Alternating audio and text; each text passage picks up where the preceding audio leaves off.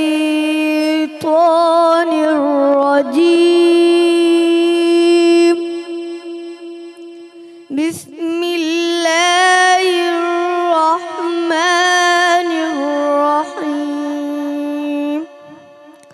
لقد سمع الله قول الذين قالوا إن الله فقير ونحن أغنياء سنكتب ما قالوا وقتلهم الأنبياء بغير حق ونقول ذوقوا عذاب الحريق ذلك بما قدمت أيديكم وأن الله ليس بظلام للعبيد.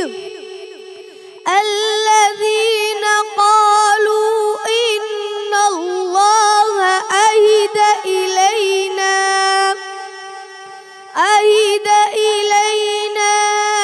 ألا نؤمن لرسول حتى يأتينا بقربان تأكله النار قل قد جاءكم رسل من قبلكم بالبينات والزبر والكتاب المنير. صدق الله العظيم. सदक़ल्लाहुल अज़ीम। सुभान अल्लाह। औज़ु बिल्लाहि मिनश शैतानिर रजीम। बिस्मिल्लाहिर्रहमानिर्रहीम। शुरू अल्लाह जे नाले सां, हुन पाक परवरदिगार जे नाले सां जेको घणो महिरबान ऐं निहायत रहम फरमाइण वारो आहे। मूंखे ॾिसण तमामु नाज़रीन खे, हिते मौजूदु तमामु हाज़रीन खे महविश कुरैशी तरफ़ां अस्सलामु अलैकुम वरहमतुल्लाहि वबरकातुहू ऐं भलकार सलाम रमज़ान में। पहिरें अशरे जा आख़िरी लम्हात, ॿिए अशरे जी शुरूआत जा पहिरियां लम्हात जिन जी तरफ़ तव्हां ई मां आहिस्ता आहिस्ता कदम वधाए रहिया आहियूं। यादि हूंदो तव्हांखे जिते ट्रांसमिशन स्टार्ट कई हुई, पहिरियों रोज़ो हो, पहिरियों रमज़ान मुबारक हुई, असां हिकु सफ़र स्टार्ट कयो, हिकु सफ़र सुठे मुसलमान थियण जो, हिकु सफ़र सुठे इंसान थियण जो। पहिरें अशरे जा ई जेके 10 ॾींहं असांखे मिलिया, छा असां उन्हनि में कुझु पिराए सघिया आहियूं? छा असां कुझु हासिल करे सघिया आहियूं हिननि ॾींहंनि मां? रब करीम जी जेका रहमतुनि जी बरसात थी रही आहे, उहा त मिली रही आहे असांखे, को शक कोन्हे। हर मुसलमान खे, जेको मुसलमान रोज़ा रखे थो, जेको कंहिं तकलीफ़ जे करे न बि रखी सघे पियो, हर मुसलमान जेको अल्लाह ते यकीन आणे थो, रसूल ख़ुदा सल्लल्लाहु अलैहि वसल्लम ते यकीन आणे थो, उहा रहमत वसी रही आहे, उहा त थी रही आहे। असां पाण उन खां वधीक कुझु कमाए सघियोसीं। अॼु इंशा अल्लाह ॿियो अशरो बि स्टार्ट थियण वारो आहे। इंशा अल्लाह इन ते अॼु तव्हां ई मां गॾिजी गौर फ़िक्र कंदासीं ऐं कोशिशि कंदासीं त जेकॾहिं असां ग़फ़लत में ही पहिरियों अशरो असां ओतिरो कुझु न कमाए सघिया आहियूं जेतिरो असांखे करणु खपे हा, त असां ॿिया जेके 2 अशरा हिन वक़्तु बि वक़्तु आहे असां वटि, ॿिया जेके 2 अशरा आहिनि, उन्हनि में उहे नेकियूं, उहे नेक अमाल करे ऐं पंहिंजी आख़िरत खे बहितर करे छॾियूं इंशा अल्लाह। अॼोको ॾींहुं 10हों रमज़ान मुबारक, 10हों रोज़ो हिकु ख़ासि हस्ती सां मुंसलिक आहे। उहा हस्ती जिन इस्लाम जे लाइ पंहिंजी सॼी मालो दौलत निछावर करे छॾी,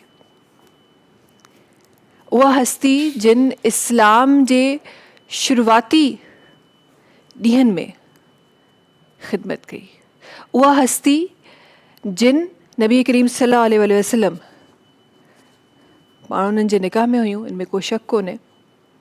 पर जॾहिं दीन जी ॻाल्हि थिए थी त उहे हस्तियूं आहिनि जेके पहिरियों ख़ातून आहिनि जिन इस्लाम क़बूल कयो आहे। सुभान अल्लाह। मां ॻाल्हि करे रही आहियां उम्मुल मोमिनीन, तमामु मोमिननि जी मां, हज़रत बीबी ख़दीजा रज़ियल्लाहु ताला अन्हा जी।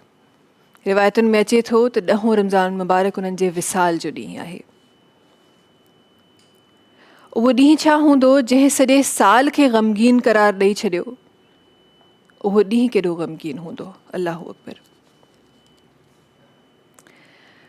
हज़रत बीबी ख़दीजा रज़ियल्लाहु ताला अन्हा पाण रसूल अकरम सल्लल्लाहु अलैहि वसल्लम जूं पहिरियों ज़ौजा हुयूं।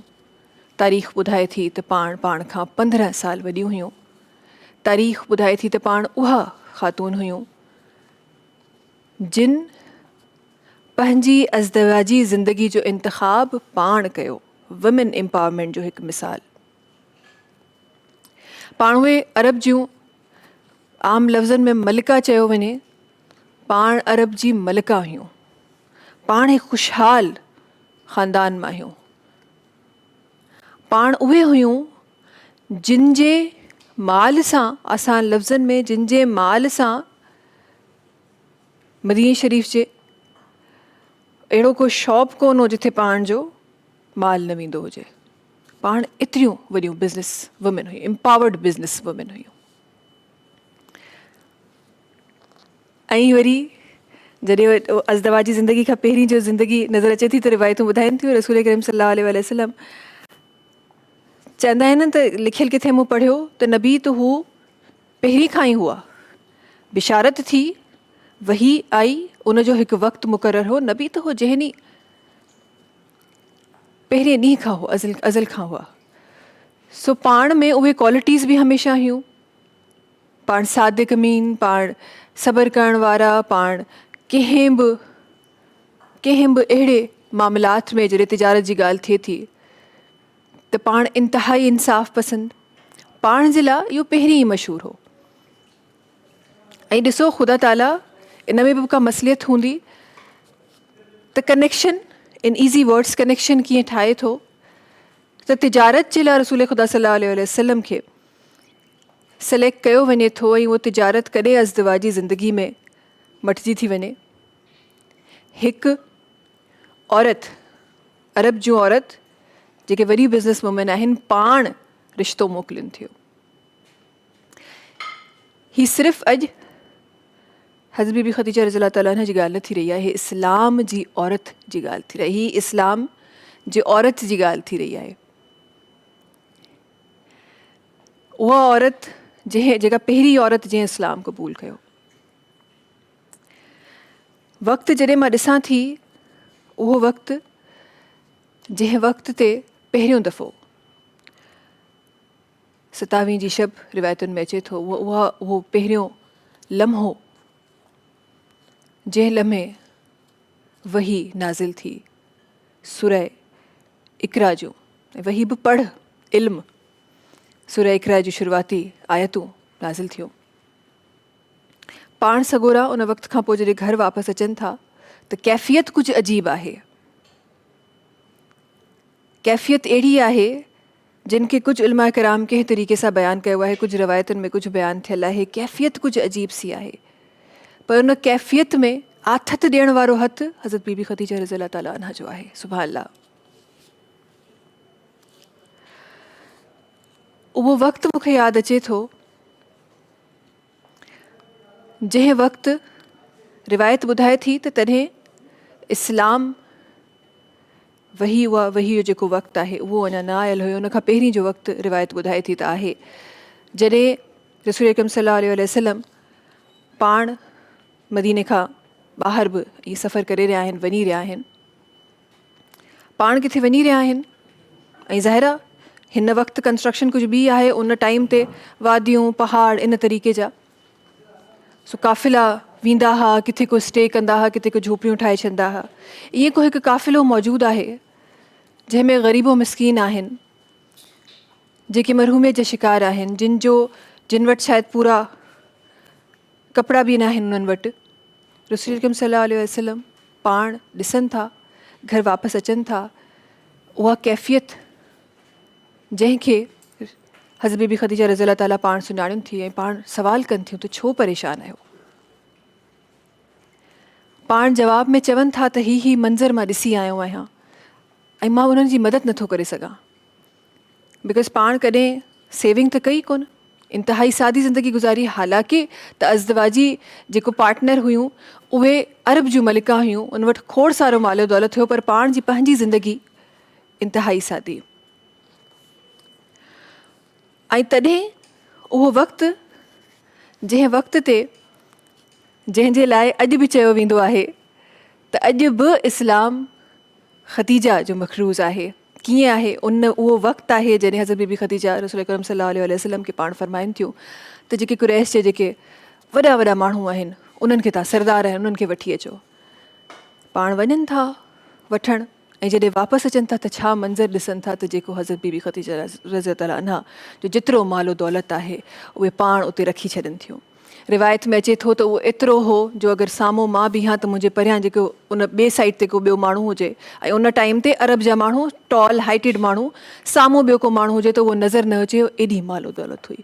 ऐं पाण फरमाइनि थियूं त तव्हां सभई गवाह रहिजो त ही मालो दौलत मूं रसूल ख़ुदा सल्लल्लाहु अलैहि वसल्लम उन्हनि खे ॾेई छॾी, उन्हनि जे हवाले करे छॾी, उन्हनि जी मर्ज़ी आहे जिथे ख़र्च कनी। हिकु परेशानी जे मंज़र खां पोइ जो ही वाक़ियो आहे, सुभान अल्लाह। सो अहिड़ा खोड़ सारा वाक़िया इंशाअल्लाह पंहिंजी ट्रांसमिशन में अॼु ज़िक्र गौर रखंदासीं इंशाअल्लाह, जंहिं ते ज़िक्र कंदासीं इंशाअल्लाह। ऐं उन ज़िक्र मां वरी उहो फ़िक्र बि आणींदासीं त छा असांजी ज़िंदगीअ में छा उहे तमामु शयूं शामिल आहिनि जेकी टीचिंग्स असांखे मिलियल आहिनि इस्लाम जे इब्तिदाई दौर ते। इस्लाम जिन पॉइंट्स तां शुरू थियो छा असांजी ज़िंदगी में उहो मौजूदु आहिनि या न, इंशाअल्लाह इन ते ज़रूरु गौर फ़िक्र कंदासीं ट्रांसमिशन खे अॻियां वधाईंदे। अॼु छो त हज़रत बीबी ख़दीजा रज़ी ताला जो अन्हा जो रिवायत में अचे थो त उन्हनि जो विसाल मुबारक आहे, त इंशाअल्लाह उन ते बि गुफ़्तगू रहंदी, उन्हनि जी ज़िंदगी मुबारक ते गुफ़्तगू रहंदी, उन्हनि जे तौर तरीक़नि ते इंशाअल्लाह गुफ़्तगू रहंदी। अॻियां वधाईंदे तव्हांखे ॿुधाईंदा हलूं त ट्रांसमिशन जो आगाज़ ॾाढी ख़ूबसूरत तिलावत क़ुरान पाक सां कयो वियो, जंहिंमें आवाज़ मुंहिंजे नंढड़े भाउ जनाब हाफ़िज़ मोहम्मद बिलावल सुल्तान मुग़ल साहिब जी, हमेशह उन्हनि जी आवाज़ सां ट्रांसमिशन जो आगाज़ ॾाढी ख़ूबसूरती सां थींदो आहे। गॾोगॾु करशी जामे शीरी जे बारे में तव्हांखे ॿुधाईंदा हलूं। करशी जामे शीरी जेको लाइफ लाइट रिफ्रेशिंग आहे, रौनकूं रमज़ान जो वधाए रहियो आहे। करशी जामे शीरी जो चवणु आहे त जी विरहाइण सां वधंदो आहे। करशी जामे शीरी जेको 100% प्योर अर्कियात सां ठहियलु आहे, जंहिंमें पाणी जो हिकु कतरो बि मौजूदु न आहे, त जी करशी जामे शीरी पंहिंजे सहरो अफ़्तार में शामिलु कयो ताकी तव्हांजी सहरो अफ़्तार जूं ख़ुशियूं बि बिल्कुलु उअं ई ख़ालिस थी वञनि जीअं करशी जामे शीरी आहे। अॻियां वधे ट्रांसमिशन खे अॻियां वधाईंदे हिकु ॿियो ॾाढो इंपॉर्टेंट पार्ट असांजी ट्रांसमिशन जो सलाम रमज़ान जो किचन, उनजी तरफ़ मां वञी रही आहियां असांजे ॿिए साथी तरफ़ फैसल जी तरफ़। अस्सलाम वालेकुम फैसल, छा हाल आहे? ख़ैरियत सां आहियो? ख़ुशि आहियो? ठीक ठाक तो तबियत ठीक आहे? अल्हम्दुलिल्लाह। वांगण छो पिया नज़र अचे? पटाटा वांगण तो घरेलू माहौल थी वियो? हाँ, घरेलू माहौल थी वियो। असल में मिक्स वेजिटेबल जेके पकोड़ा आहिनि उहे ठाहियूं पिया, जेके आलू पालक ऐं वांगण सावा मिर्च टमाटर सभिनि में ऐड। ज़बरदस्त त चङी ख़ासी महिनत थी रही आहे। ओहो पकोड़ा प्लेटर, यस पकोड़ा प्लेटर, यस। सो त हे असां ठाहींदासीं तलो कुकिंग ऑयल सां गॾु। तमामु बहितरीनु कुकिंग ऑयल आहे, विटामिन ए, ई ऐं डी का भरपूर, लो कोलेस्ट्रॉल, ओमेगा 3 मौजूदु आहे। 1 लीटर 3 लीटर 5 लीटर 10 पैक ऐं पाउचिस में दस्तियाब आहे। ऐं हिते असां तलो कुकिंग ऑयल जेको आहे असांजो गरम थिए पियो, टेम्परेचर ते गरम कजो, इलाही वधीक गरम बि न थिए। त हीउ तलो कुकिंग ऑयल असांजो हिते गरम थिए पियो। जॾहिं हीउ गरम थींदो त पोइ असां हिन में पकोड़ा विझंदासीं, जंहिंजे लाइ हिन में असां थोरो मां हिन में ॿियो ऐड करे थो छॾां त तलो कुकिंग ऑयल जी जंहिंजे लाइ चयो वेंदो आहे जहाँ ममता वहाँ डालडा। अम्मा तलो में पकाओ हमें सेहतमंद बनाओ। ठीकु आहे, हे डालडा कुकिंग ऑयल असां विधो। हाँ जी, अॻियां ज़िंदगी खे वधायो हुन में रोज़ो आहे यार, इट्स ओके। अॼु वाक़ई लॻे पियो मूंखे प्रोग्राम डायरेक्टर साहब मूंखे चवनि पिया छो ख़ामोश आहे, मुंहिंजो चुप जो रोज़ा आहिनि यार, हुअं बि हुकुम आहे रोज़े में घटि ॻाल्हाइणु खपे, पर इहो बि आहे रोज़ी बि करणु खपे। असांजी रोज़ी आहे, छा कयूं, असांजी रोज़ी बि कलाक ॻाल्हाइणो पए थो। चाट मसालो 1 चांहि जो चमचो, बेसण हिते 2 कप खयों आहे, 1.5 खां 2 कप पाणी सां जो घोल ठाहे छॾिजो। ऐं चाट मसालो हिन में विधो 1 चांहि जो चमचो, ॻाढ़े मिर्चनि जो पाउडर 1 चांहि जो चमचो, लूणु अधु चांहि जो चमचो, अछो ज़ीरो 1 चांहि जो चमचो। ओके ज़बरदस्त ऐं घाटो मिक्सचर हुजणु खपे ताकी हिन जे मथां जेका लेयर ठहंदी न उहो किरे न। सही। अच्छा काफ़ी माण्हुनि खे मां ॾिठो आहे आलू जा पकोड़ा हे त असां हिन तरीक़े से मतिलबु वॾा करे असां कयूं पिया, काफ़ी माण्हू त ईअं नंढा नंढा नंढा करे मिक्स करे ठाहींदा, मिक्स पकोड़ा। हा हा त उहे बि विछंदा आहिनि। हा, हे वाङण खयो, स्टिक सां गॾु करे वठिजो ताकी खणण में ईज़ी थी थो वञे।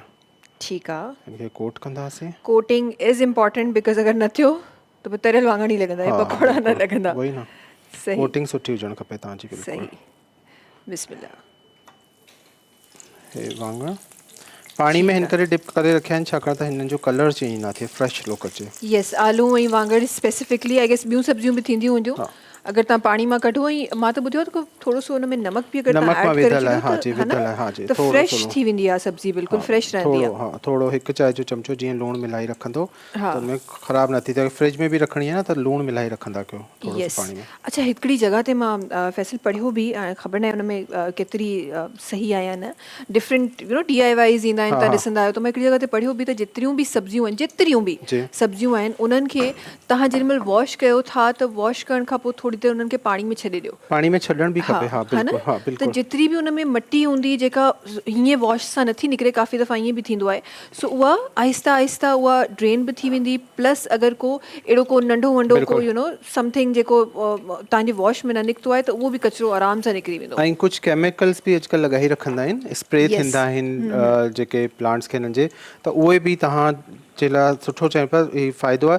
ऐं जीअं मां पहिरीं बि ॿुधायो कि बेकिंग सोडा हूंदी आहे न, उहो बि अगरि थोरी सी पाणी में मिलाईंदो न, ½ टीस्पून पाणी में मिलाई रखंदो, छाकाणि त ही वेजिटेबल्स जेको अॼुकल्ह में चाइना जा ॿिज लॻाइनि पिया ऐं केमिकल्स स्प्रे थियनि पिया, त उन में बि तव्हां डिप कंदव न त ही साफ़ थी वेंदा आहिनि बिल्कुलु, मथां खां लेयर हटी वेंदी मिठे सोडा खां। सही सही। त पोइ ज़रूरी आहे त जेका शइ तव्हां पचाए रहिया आहियो, ज़ाहिर मार्केट आहे उन में खोड़ सारियूं शयूं थियनि थियूं, जॾहिं उहा घर में अचे थी ऐं तव्हां चओ था त घर जी शइ आहे त उहा ईअं ई थियणु खपे। एंड देन अहिड़ियूं शयूं इस्तेमालु करणु खपनि जीअं तलो कुकिंग ऑयल, ताकी लाइट वेटेड बि रहे ऐं एतिरो रमज़ान में स्पेसिफिकली तव्हांखे प्रॉब्लम बि न थिए फ्राइड शयुनि जी, बिकॉज रमज़ान फ्राइड शयुनि खां बिना त मज़ो न ईंदो, ख़बर न पवंदी रमज़ान शरीफ़ ऐं आयो अगरि आहे। तव्हां जीअं फ्राई नथा कयो न तलो में, त तव्हां बेक करणु चाहियो था या स्टीम ॾियणु चाहियो था, ओवन में बि बेक करणु चाहियो था, त तलो कुकिंग ऑयल जो तव्हां हुन में 2-3 ड्रॉप विझी मैरिनेशन में ऐं हू बेक करे सघो था, बेक बि माण्हू खाईंदा। बिल्कुलु, हाणे त उहो स्टीमर्स अची विया आहिनि, स्टीमर्स अची विया आहिनि बिल्कुलु। हा उन में तव्हां आराम सां तव्हां ठाहे सघो था, एयर फ्रायर, हा,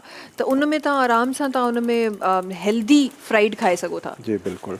अच्छा हिते टमाटर जो हिकु टमाटो खयो, हिनखे स्लाइस में रिंग में कटी वठिजो ऐं मथां चाट मसालो विझी छॾिजो, पोइ हिनखे डिप करे ठाहींदो त ज़बरदस्त सां थोरो टेस्टी लॻंदा। ऐं हीअ असां अॼुकल्ह जर्मन मिर्च अचनि पिया वॾा वारा, जेके रमज़ान में ख़ासि करे अची वेंदा आहिनि, हिनखे कट हणे धोई चङी तरह, कटण खां पोइ चाट मसालो 1 टीस्पून हिन जे अंदरि फिल करे, हा ताकि भरियल हुजे जॾहिं तव्हां खाईंदो। I want to see that. ॾिसो ओए होए होए होए होए होए 1 टीस्पून हुजणु खपे, जॾहिं तव्हां खाईंदो त तव्हांखे सिर्फ़ु मिर्च न लॻे, अंदरि स्पाइसी सो थोरो हू टच अचे हिन जे अंदरि।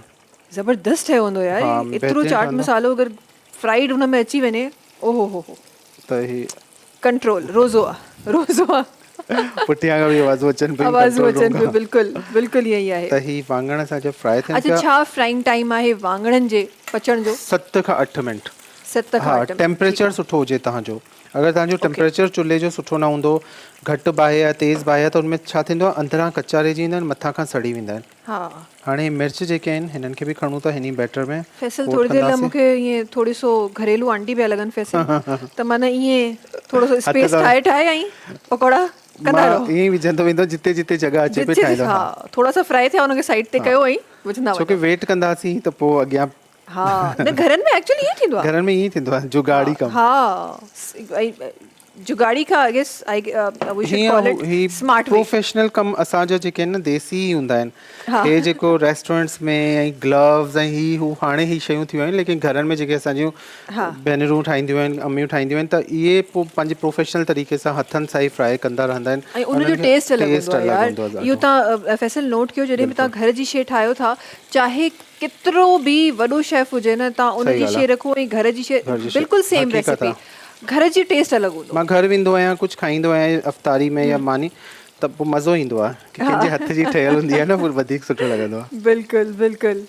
अच्छा कॾहिं कॾहिं फैसल ईअं थींदो आहे त अच्छा मूंसां इलाही थींदो आहे का शइ इलाही घणी तव्हां ठाहे छॾियो त पोइ सुठी कोन ठहंदी आहे कॾहिं ईअं थींदो आहे हा कॾहिं कॾहिं थी वेंदो आहे जज़्बात में अची मूंखां बि थी वेंदो आहे यार मुंहिंजो चांहि सां रिश्तो कुझु हिन तरीक़े जो आहे मां चांहि एतिरी ठाही आहे I was very famous in my family त यार मैं चांहि ॾाढी ज़बरदस्ती ठाहे अच्छा। सिंस चाइल्डहुड न बचपन में ई ये ज़िम्मेदारी मूं ते अची वई ख़बर न आहे छो मां सुठी चांहि ठाहींदी हुअमि अच्छा बचपन में माशाल्लाह हाणे मां बिल्कुलु कोन ठाहे सघंदी आहियां अच्छा, इवन हाणे न नॉट ठाहे- फॉर माई सेल्फ हाणे न ठाहींदा आहियो? बिल्कुलु नथी ठाहे सघां मां हर रेसिपी ट्राई कई आहे पर चांहि सुठी नथी ठहे अच्छा चांहि ठाहिण बि आर्ट आहे यार सीरियसली ऐं चांहि सुठी जेको लिटरली टी लवर आहे न उनखे अगरि सुठी चांहि न मिले त पोइ बसि ईअं लॻंदो आहे ॾींहुं अधूरो आहे ऐं जिते हुजे मेज़बान हा प्रीमियम डस्ट बिल्कुलु बिल्कुलु टपान मेज़बान जेका सिंध जी नंबर 1 चाहे उते घरनि में उहा न हुजे त पोइ कुझु अधूरोपन रहिजी वेंदो आहे रहिजी वेंदो बिल्कुलु हाँ जी हिते छा पकौड़ा अधूरा आहिनि की पूरा थी विया न ही कलर अची वियो आहे वधीक डार्क न कंदासीं छाकाणि त बेसण सफ़ा न सड़े न बिल्कुलु ई बिल्कुलु जेको हिनजो गोल्डन कलर हूंदो आहे न इहो ई कलर हुजणु खपे हा ज़बरदस्ती जेको जेको वाङणनि थींदो जा वञे पियो। पकौड़ा तलो कुकिंग ऑयल में रेडी थी चुका आहिनि आलूनि जो साइज़ बि फैसल जेका कटिंग कई आहे न बिल्कुलु इक्वल रखो हिकु जहिड़ो लॻे तव्हांखे हा परे खां ख़बर न पए छा रखियल आहे अच्छा ही असांजा निकिरी विया मिर्च बि थी विया आई एम वेटिंग फॉर पालक जा पकौड़ा अच्छा तव्हांखे वणंदा आहिनि मूंखे ॾाढो वणंदा बि आहिनि ऐं मूंखे ॾाढो मज़ो बि ईंदो आहे जॾहिं उहे फ्राई थींदा आहिनि बिकॉज़ ट्रिकी कमु छोड़ो आहे छोड़ो जेको थींदो आहे यस कमु बि ट्रिकी आहे न हा कमु ट्रिकी आहे अच्छा हाणे छा कंदासीं जेको टमाटर आहे न पहिरीं हिनखे क्लियर कयूं था बसि ही छाणी में रखंदा वञिजो ताकी हिनजो Okay. एक्सेस ऑयल निकिरंदो वञे गॾु गॾु हिनखे छाणंदा कयो पार्टिकल्स जेके हिन जा पीसिस वेंदा आहिनि न हू ऑयल खे ख़राबु कंदा आहिनि सही सही ठीकु आहे हे थी वियो क्लियर हाणे जेके असांजा पालक आहे हथु सड़ी वियो यार हथु सड़ी वियो अच्छा पालक खे कोट कंदासीं ऐं हिन में अम्मी रखंदा चवंदी आहे त जंहिंखे धकु लॻंदो आहे रोज़े में उनजा गुनाह बख़्श थींदा आहिनि सो हा ही हक़ीक़त मां बि ॿुधियो आहे मम्मी मुंहिंजी बि है चयो न सो इट्स ओके ॿ दफ़ा सर वराए था साड़ा थी मुंहिंजा त हथ बि सड़ंदा रहंदा आहिनि है न सही हे पालक खे चङी तरह धोइजो पाणी में डिप करे रखिजो ताकी हिनजो जेको मिट्टी हूंदी आहे न हा। पालक में इलाही हूंदी आहे इहा निकिरी वञे हा हे जेको क्रिस्पी क्रिस्पी हींअर इहे चिप्स वारो शेप ईंदो आहे ॾिसण में ॾाढो मज़ो ईंदो आहे अच्छा ही जेके आहिनि टमाटर हिन जे मथां चाट मसालो हिकिड़े साइड ते हणंदो हिनखे कोट कंदो ही टमाटर ॾाढा ज़बरदस्त लॻंदा आहिनि हिन में अगरि तव्हां विझी फ्राई कंदो ऐं कोट ईअं करिणो आहे ताकी चाट मसालो किरे न हा घुमी फिरी हलियो न वञे इन में ई रहे हा हिन जे अंदरि रहे अगरि घुमी फिरी वाकई हलियो वियो निकिरी वियो हा, साइड खां को फ़ाइदो कोन्हे। को फ़ाइदो न पोइ टमाटर ई ईंदो हथ में न हुजेसि बि चाट मसालो त मूं ॼण माण्हू त वरी बि टमाटर खे हथु कोन लाहींदो तव्हां टमाटर वाइट कंदा आहियो नो टमाटर नो बसर वेजिटेबल्स ठाहिण में बि न खाइण में बि न विदाउट यस विदाउट टमाटर कुक्ड मे बी अच्छा। जेको मूंखे जंहिंजो सिर्फ़ु फ्लेवर हुजे हा हा ऐं जेको नज़र न अचे नज़र न सही अच्छा हिन खां पोइ असां ठाहींदासीं जामे शीरी में Okay, लस्सी जेसि ताईं योगर्ट असांजा- ठाहींदासीं अॼु पालक असांजी तयार थी वई आहे लस्सी ठही रही आहे अॼु जी अॼु लस्सी ज़बरदस्त ज़बरदस्त हूअं ई असांखे अफ़्तारी खां पोइ निंड ईंदी आहे फैसल अॼु लस्सी ठाहे अञा वधीक इहा जेका रिवायत अच्छा आहे काफ़ी माण्हू लस्सी पीअंदा आहिनि इफ़्तारी में सहरी में त ख़ैर मां बि नथो पी सघां पोइ टुन रहे थो माण्हू सॼो ॾींहुं हा पालक जो बसि कलर अची वञे ऐं ही टमाटर असांजा थींदा वञनि पिया टमाटर छो की हिन में पाणी हूंदो आहे न टमाटरनि में इनखे वधीक फ्राई न कजो ही जेतिरो फ्राई कंदा वेंदा एतिरो ई फ्राई थींदा रहंदा हल्की सी मथां कोटिंग अची वञे ऐं ही टमाटर तव्हां कढी वठंदो ज़बरदस्त मज़ेदार दिस लॻंदो इज़ द राइट टाइम जंहिंमें तव्हां ओके पालक चाट जी मसालो मूंखे हिन कोटिंग खां पोइ बि नज़र अचे पियो चाट मसालो अञा बि मौजूदु आहे हाँ हिन में मौजूदु आहे चाट मसालो ही पालक असांजी थी वई तलो कुकिंग ऑयल ॾाढो ज़बरदस्त आहे ऐं हिनखे वठो ऐं असां त ख़ैर नंढपण खां ई तलो कुकिंग ऑयल ई ॾिसंदा आयासीं पिए बाद में जी। ऑयल्स अचणु शुरू थिया आहिनि लेकिन हीउ ॾाढो फेमस ऐं ज़बरदस्त कुकिंग ऑयल आहे हीअ असांजा पालक तयारु थी वई ज़बरदस्त टमाटर निकिरी आया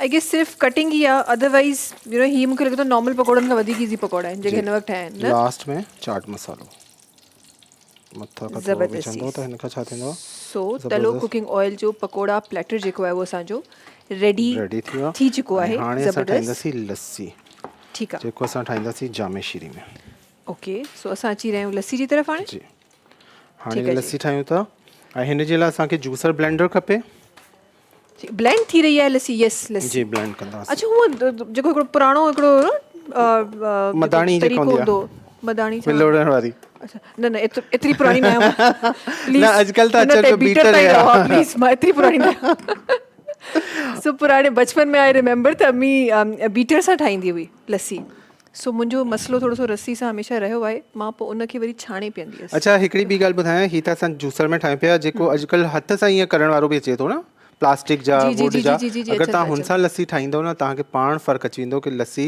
उहा ओरिजिनल टेस्ट ॾींदी आहे बनिस्बत असां जेको बीटर स्टील वारो यूज़ कंदा आहियूं या हेज उहो करे ॾिसजो हथ सां 5 मिंट लॻंदा स्टिक सां ज़बरदस्त लस्सी मंदियाणो अॼुकल्ह त प्लास्टिक में अची वियो हिकु पा ॾही इलाही खटी न हुजे नॉर्मल हुजे ठीकु आहे हिकु पा खीर थधो जेतिरो खीर ओतिरी योगर्ट सां इस्तेमालु करणी आहे ठीकु आहे खंडु पीठल 2 टेबल स्पून अगरि तव्हांखे वधीक मिठो खपे त उहो तव्हां पंहिंजे हिसाब सां सही ठाही सघो अच्छा ब्लेंडेड न आहे त पोइ असां नॉर्मल खंड बि इस्तेमालु करे सघूं था पोइ केतिरी हुजे उहे ई 2 टेबल स्पून 2 टेबल स्पून हुजे ओके ऐं कड़शी जामेशी मां अंदाज़े सां विझां पियो तव्हां 3 टेबल स्पून विझिजो 2 खां 3 टेबल कड़शी स्पून जामेशीरी जेको लाइफ लाइट रिफ्रेशिंग आहे उनजी लस्सी ठही रही आहे ज़बरदस्त फ्लेवर्ड लस्सी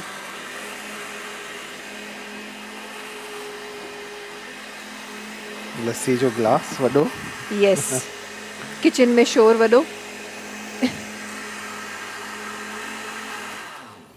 आइस क्यूब्स विझी छॾिजो मां न विधा आहिनि जॾहिं तव्हांखे ठाहिणी हूंदी उहो बि अगरि दही ऐं तव्हांजो मिल्क अगरि वधीक थधो आहे बिकॉज़ हिन टाइम जो जेको मौसम आहे उन हिसाब सां त विदाउट आइस क्यूब बि आई गेस अॼुकल्ह जेके घरनि में शरबत ऐं सभु कुझु ठहनि पियो विदाउट आइस क्यूब बि इस्तेमालु थी सघनि था अगरि उहो तव्हांजो फ्रिज जो रखियल दही ऐं खीर आहे हे ॾिसो असांजो कड़शी जामी शीरी जो तयारु थियो पकोड़ा प्लेटर बि तयारु थियो ऐं कड़शी जामी शीरी जी असांजी लस्सी बि तयारु थी ज़बरदस्त सो असांजूं ॿई रेसिपीज़ रेडी थी चुकियूं आहिनि and thank you so much Faisal ॾाढो सारो मैस करण जे लाइ ॾिसो ही सुघड़पन इहो हूंदो आहे हिते असांजी का घर जी अम्मी अधी हुजे हा उहो सुघड़ सां ठाहिया सही सां बेइज़ती थिया उहो फैसल इहो साफ़ पे कयो ख़राबु पे कयो छा कयो इहो सम्झी न पियो अचे कैमरे जे साम्हूं कंफ्यूज़ थी वियासीं अॻियां वधाईंदे ट्रांसमिशन खे कड़शी जामेशीरी जी लस्सी तयारु आहे तलो कुकिंग ऑयल में असांजो पकोड़ा प्लेटर तयारु आहे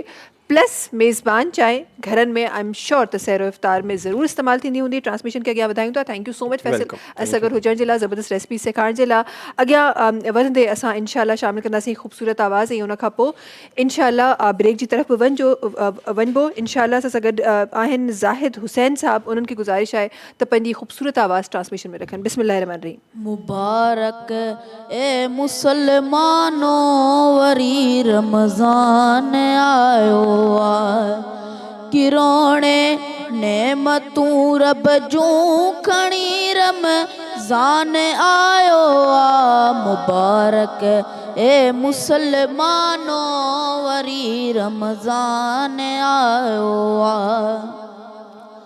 वरी 12 महीने ही आयो मोटी मुबारक मां वरी 12 महीने ही आयो मोटी मुबारक मां ज़िक्र अज़कार जी महफ़िल सजी रमज़ान आयो मुबारक ए मुसलमानो वरी रमज़ान आयो हसनैन मां जे सदके खुदा खां मग़फ़िरत घुर तूं हसनैन मां जे सदके खुदा खां मग़फ़िरत घुर तूं रख जहिड़ो ज़ाथी राज़ी धणी रमज़ान आयो मुबारक ए मुसलमानो वरी रमज़ान आयो सलाम रमज़ान सलाम सलाम रमज़ान सगद हिक दफ़ो बि हर तव्हां सभिनी साम्हूं हाज़िर ट्रांसमिशन में कुझु ॿियनि साथियुनि असांखे जॉइन कयो आहे। हिन तरफ़ सगद तशरीफ़ रखनि था जनाब सैयद नासिर हुसैन नकवी साहब, पाण स्कॉलर आहिनि। वॾी महिरबानी अलामा साहब तव्हांजी ट्रांसमिशन में शामिल थियण जी। हिन तरफ़ असां गॾु ज़ाहिद हुसैन साहब, जिन जी आवाज़ कुझु देरि पहिरीं असां शामिल कईसीं। उन्हनि सां गॾोगॾु असां गॾु मोहम्मद हुसैन हुसैनी साहब बि आहिनि, जिन असांखे जॉइन कयो आहे। वॾी महिरबानी तव्हांजी बि असां सां गॾु हुजण जे लाइ। ट्रांसमिशन जे आगाज़ में जीअं त ॾह रमज़ान मुबारक आहे, उन हवाले सां कुझु शयूं ट्रांसमिशन में आगाज़ में रखियूंसीं ऐं छो त ही ॾींहुं मुंसलिक कयो वियो आहे हज़रत बीबी ख़दीजा रज़ियल्लाहु तआला अन्हा सां। सो उन्हनि हवाले सां अॼु इंशाअल्लाह पंहिंजी ट्रांसमिशन में खोड़ सारियूं ॻाल्हियूं रखंदासीं। उन ज़िक्र सां पंहिंजी ट्रांसमिशन खे कोशिशि कंदासीं त पंहिंजी ट्रांसमिशन में उन्हनि जो ज़िक्र रखी सघूं, ताकी उन्हनि जे ज़िक्र जे बरकत सां असांजी ज़िंदगियुनि में बि बरकत अची सघे। अलामा साहब तव्हांजी तरफ़ अचणु चाहींदमि, शुरूआती अल्फाज़ ज़रूरु चाहींदमि त तव्हांजे ट्रांसमिशन में शामिल थियनि। जी औज़ुबिल्लाहिमिनश्शैतानिर्रजीम बिस्मिल्लाहिर्रहमानिर्रहीम रब्बि इश्रह ली सदरी व यस्सिर ली अमरी वहलुल उक़दतम मिन लिसानी यफ़क़हू क़ौली। अॼु जेको मख़सूस ॾींहुं आहे उहो ॾींहुं विसाले जनाब ख़दीजतुल कुबरा ज़ौजे रसूल ख़ुदा सल्लल्लाहु अलैहि वसल्लम। यकीनन अॼोको ही ॾींहुं हिकु तरफ़ जनाब सैयदा ख़दीजतुल कुबरा जी सीरत, ॿी तरफ़ अगरि ॾिठो वञे त जनाब सैयदा फ़ातिमतुज़ ज़हरा जी यतीमी आहे। ज़ाहिरी ॻाल्हि आहे अॼोको ॾींहुं जेको आहे, अॼोके ॾींहं में जनाब ख़दीजतुल कुबरा जो जेका ज़िंदगी आहे, जेको उन ज़िंदगीअ जा चैप्टर आहिनि, उहे काफ़ी वसी चैप्टर आहे। उन में जेको पहिरियों अहम चैप्टर आहे उहो इहो आहे त जनाब ख़दीजतुल कुबरा जो बचपनो, उन जो वालिद जनाब खुवैलिद रज़ियल्लाहु तआला अन्हा बिन बनु अब्बास बनु अब्दुल आज़ा बिन कसा, इहो शजरा नसब। जी, इन शजरा नसब जे हवाले सां ॾिठो वञे त बेसत खां तक़रीबन 68 साल क़बिल जनाब ख़दीजतुल कुबरा हिन दुनिया में अचे थी। बेसत रसूल खां 68 साल पहिरियां। उन खां अलावा अगरि ॾिठो वञे त जनाब ख़दीजतुल कुबरा जिन जो वालिद हज़रत खुवैलिद रज़िया, इन में अहम जेके ख़ासि पहलू अचनि था त इस्लाम में पहिरियों ईमान आणण वारी मोमिना जनाब ख़दीजतुल कुबरा आहे। बेशक। ऐं जनाब ख़दीजतुल कुबरा ईमान सां गॾोगॾु पंहिंजे शोहर रसूलुल्लाह जी नासिर ऐं मददगार रही। उन सां गॾोगॾु अरब में जनाब ख़दीजतुल कुबरा खे ताहिरा जे नाले सां सॼो वेंदो त हीअ पाको पाकीज़ा आहे। ताहिरा यानी पाको पाकीज़ा। जनाब ख़दीजतुल कुबरा जेका पंहिंजी सॼी ज़िंदगी आंदी, उहा सॼी ज़िंदगी ज़्यादातर जेको अहम पहलू आहे जनाब ख़दीजतुल कुबरा जो, उहो आहे इस्लाम जे मथां पंहिंजो धन ऐं दौलत क़ुर्बान करणु। इस्लाम खे सर बाज़ू अगरि बुलंद कयो त जनाब ख़दीजतुल कुबरा कयो। जनाब अली मुर्तज़ा ऐं जनाब ख़दीजतुल कुबरा। इमाम जनाब रसूल ख़ुदा सल्लल्लाहु अलैहि वसल्लम खां पुछा कई वई त हिन इस्लाम खे बचाइण वारो केरु आहे? त सरवर काइनात जन फ़रमाइनि था त इस्लाम खे बचाइण वारी हिकु जनाब ख़दीजतुल कुबरा जी दौलत ऐं अमीर अल मोमिनीन अली इब्न अबी तालिब अलैहिस्सलाम जिन जी तलवार आहे। इन्हनि इस्लाम खे बचायो आहे। हिकु मतिलबु उन अरब जे जेके बदू हुआ, उन्हनि मां बि जेको सुवालु आयो त मौला अली अलैहिस्सलाम खे चयो वियो, काइनात जे नबी फ़रमायो त ए अली, अरब जा जेके बदू आहिनि उहे ॿ शयूं ॼाणनि था। हिकु हू ॼाणींदा आहिनि शेरो शाइरी ॼाणींदा आहिनि, ऐं ॿी नंबर ते हू तलवार जो मुक़ाबिलो ॼाणींदा आहिनि। जी, अमीर अल मोमिनीन फ़रमायो त या रसूल ख़ुदा, अगरि हू शेरो शाइरी ॼाणींदा आहिनि त उन्हनि जे ॾाढो तव्हां क़ुरान मजीद जूं जेके आयतूं आहिनि उन आयतुनि जी तव्हां तिलावत कयो। अगरि हू तलवार सां मुक़ाबिलो ॼाणींदा आहिनि त मां अली हैदर करार मौजूदु आहियां, मां तलवार सां उन सां जंग कंदुसि। जी, इन ई सां गॾोगॾु ॾिठो वञे त उन दौर में इस्लाम खे जेका वॾे में वॾी ज़रूरत हुई, उहा दौलत जी ज़रूरत हुई। सही। उहा दौलत जेका ख़र्च कई, उहा दौलत जनाब ख़दीजतुल कुबरा ख़र्च कई। एतिरी जनाब ख़दीजतुल कुबरा दौलत ख़र्च कई, छाजे करे त इहा जनाब ख़दीजतुल कुबरा जे लाइ बि हिकु एज़ाज़ आहे त जनाब फ़ातिमत ज़हरा जी वालिद आहे, जनाब फ़ातिमत ज़हरा जी अम्मा आहे। बेशक सुभान उन सां गॾोगॾु ॾिठो वञे त जनाब ख़दीजतुल कुबरा हिकु आइमा उमा जी वालिदा आहे, यानी जेका इमामनि जी वालिदा जनाब फ़ातिमत ज़हरा आहे उन जी बि अम्मा आहे। सुभान ऐं जनाब ख़दीजतुल कुबरा जी जेका ज़िंदगी आहे उहा ज़िंदगी जनाब अमीर अल मोमिनीन अली इब्न तालिब जो वालिद जनाब हज़रत अबू तालिब अलैहिस्सलाम जी जनाब अबू तालिब अलैहिस्सलाम जॾहिं जनाब ख़दीजतुल कुबरा जो निकाह पढ़ियो आहे सरवर काइनात हज़रत मोहम्मद मुस्तफ़ा सल्लल्लाहु अलैहि वसल्लम सां, अल्लाहुम्मा जअल लज़ीन मिन ज़ुर्रियत इब्राहीम, ठीकु, इहो हिकिड़ो मशहूरु निकाह जे ख़ुतबो आहे, उन जा जुमिला आहिनि जेको जनाब हज़रत अबू तालिब अलैहिस्सलाम निकाह पढ़ियो आहे। जनाब ख़दीजतुल कुबरा जिन जी जेका सबक़त रखी आहे, जीअं हिकु क़ुर मजीद जी आयत बि आहे, सूरत वाक़िए जी हिकु आयत आहे, वसाबिकून साबिकून, ठीकु आहे, उलाइका मुतक़र्रिबून, यानी जेको इंसानु सबक़त रखणु चाहे थो उहो जल्दी सबक़त रखी थो वञे।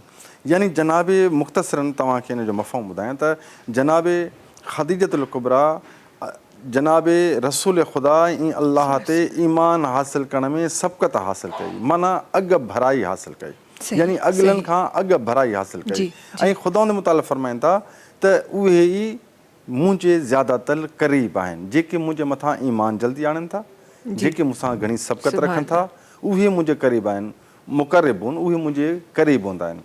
त इस्लाम में ज़्यादातर जेका इन शइ में सबक़त आंदी उहा जनाब ख़दीजतुल कुबरा आंदी। पंहिंजी पूरी दौलत, इस्लाम खे उन टाइम में दौलत जी ज़रूरत हुई, इस्लाम खे उन टाइम में पैसे जी ज़रूरत हुई, हता की ॾिठो वञे त तारीख़ में त काफ़ी अहिड़ा हुया मक़रूज़ हुया जनाब ख़दीजतुल कुबरा जा। ऐं इहो बि ॿुधाईंदो हलां त जनाब ख़दीजतुल कुबरा खे मलिकतुल अरब चयो वेंदो आहे, यानी अरब जी वॾे में वॾी मलिका। पाण कुरैश कबीले सां जो मशहूरु कबीलो आहे कुरैश कबीलो, उन सां वाबस्ता आहिनि, उन सां तालुक़ु रखनि पिया। ऐं ईअं चयो वञे त उन कुरैश कबीले में बनु असद जेको कबीलो हुयो उन सां रिलेटिव आहिनि।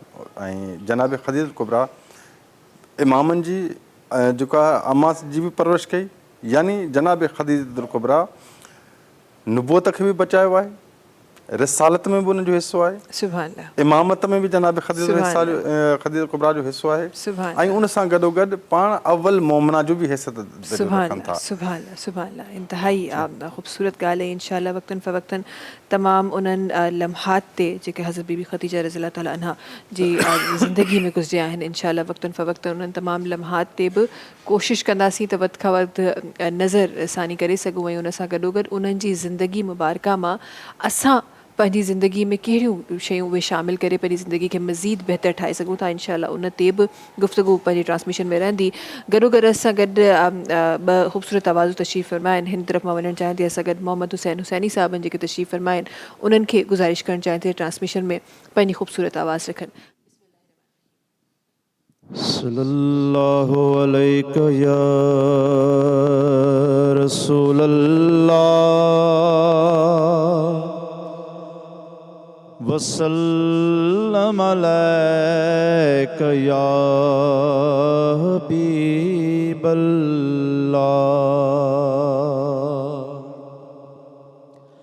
सोहणे नबीअ जे शान मथां ॿार बचा कुर्बान कयां। सोहणे नबीअ जे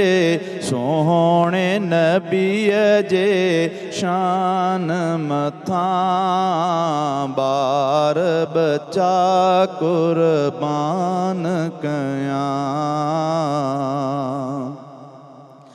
नामूसे रिसालत जो परचम हथ में हूंदो भली निकिरे दम।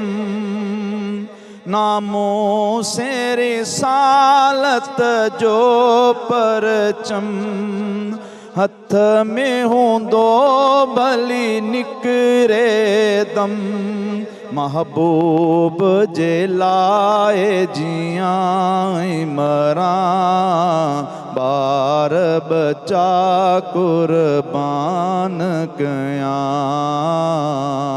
सोहणे नबीअ जे सोहणे नबीअ जे शान मथां बार बच्चा कुर्बान कयां हसन हुसैन जो नानो आ महबूब खुदा जो यगानो आ हसन हुसैन जो नानो आ महबूब खुदा जो यगानो आ सिर साहबी बनते मनिया बार बच्चा कुर्बान कयां सोहणे नबीअ जे शान मथां बार बच्चा कुर्बान कयां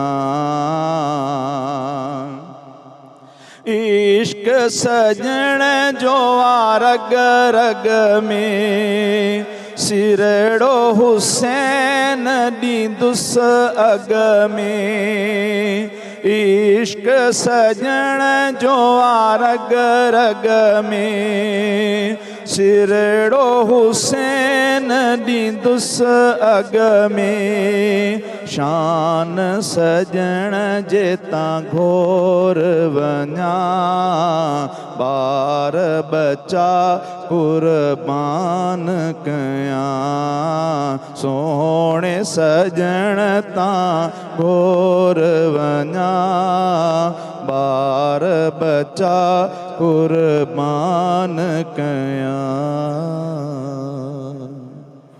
सुभान अल्लाह माशाल्लाह माशाल्लाह गॾो गॾु हिकु ॿियो आवाज़ु ज़ाहिद हुसैन हुसैनी साहिबु तशरीफ़ फरमा आहिनि उन्हनि खे बि गॾो गॾु गुज़ारिश कयां त पंहिंजी ख़ूबसूरत आवाज़ु ट्रांसमिशन में रखनि बिस्मिल्लाह रहमान रहीम ॾे समर खुदा मां मदीने वञा मीर मुरसल संदो आऊं रोज़ो ॾिसां ॾे समर खुदा मां मदीने वञा तूं आ कादिर तूं कार साज़ बयां तूं जो चाहीं थिए बेनियाज़ बयां दस्ते हसरत खणी तोखां दुआ थो घुरां ॾे समर खुदा मां मदीने वञा सब्ज़ गुंबज़ ॾिसी नैण मुंहिंजा ठरनि हाल पंहिंजा बि बन अॻियां और जन सब्ज़ गुंबज़ ॾिसी नैण मुंहिंजा ठरनि हाल पंहिंजा बि बन अॻियां और जन लुड़क लाड़े निदामत जा नैणन मजा ॾे समर खुदा मां मदीने वञा ही नियाण ही असन जी निमाणी अथई इल्तिजा मौत मूंखे ॾिजां तूं दरे मुस्तफ़ा ही असन जी निमाणी अथई इल्तिजा मौत मूंखे ॾिजां तूं दरे मुस्तफ़ा पाक पाड़े पिरन जे में दफ़नाए जा ॾे समर ए खुदा मां मदीने वञा सुभान अल्लाह माशाल्लाह माशाल्लाह ट्रांसमिशन में वक्त ब्रेक जो आहे तव्हां सां मुलाक़ात कयूं था कुछ ही देर में सलाम रमज़ान में सलाम रमज़ान सलाम रमज़ान सलाम रमज़ान सां गॾु हिकु दफ़ो ॿीहर तव्हां सभिनी साम्हूं हाज़िर। ट्रांसमिशन ॾाढो ख़ूबसूरती सां हली रही आहे। हज़रत बीबी ख़दीजा रज़ी अल्लाह ताला अन्हा जी ज़िंदगी मुबारका जे हवाले सां अॼु ट्रांसमिशन में खोड़ कुझु मां रखी रही आहियां। पंहिंजी ट्रांसमिशन में लफ़्ज़ रखी पंहिंजी ट्रांसमिशन खे मज़ीद ख़ूबसूरत मज़ीद बाबरकत करे रही आहियां। अलामा साहिबु हिकु जॻह ते इलाही मशहूरु वाक़ियो आहे, हर माण्हू सुञाणे थो, पर दिलि चवे थी हिकु दफ़ो ॿीहर रिपीट करण जे लाइ। पाण सगोरा सल्लल्लाहु अलैहि वसल्लम जी मुहबत पंहिंजी पहिरीं ज़ौजा सां पाण जॾहिं हुयूं उन जा मिसाल त आहिनि ई आहिनि, पर पाण जॾहिं हिन दुनिया खां परदो करे वियूं उन खां पोइ बि किथे रिवायतूं ॿुधाइनि थियूं, ॾाढी मशहूरु रिवायत, त पाण जॾहिं बि को जानवर क़ुर्बान कंदा हुआ त उनजो गोश्त हुननि जी सहेलियुनि न मोकिलींदा हुआ। ज़ाहिर उहा पंहिंजी पहिरीं ज़ौजा जे कुर्ब में, उनजी मुहबत में। सो हज़ूर अकरम सल्लल्लाहु अलैहि वसल्लम जी पंहिंजी पहिरीं ज़ौजा सां मुहबत, उन हवाले सां चाहींदमि त ट्रांसमिशन में लफ़्ज़ रखजनि। हालांकि इहा इन हक़ीक़त सां त पाण सगोरा सल्लल्लाहु अलैहि वसल्लम खां उमिरि में वॾी हुयूं ज़ाहिर, ऐं पहिरीं किथे रिवायतूं ॿुधाइनि थियूं, किथे ॿी शादी, किथे रिवायतूं टीं शादी ॿुधाइनि थियूं। उन खां पोइ बि उहो मुहबत जो आलम, उहो साथ ॾियण जो आलम, इन हवाले सां चाहींदासीं त लफ़्ज़ रखजनि।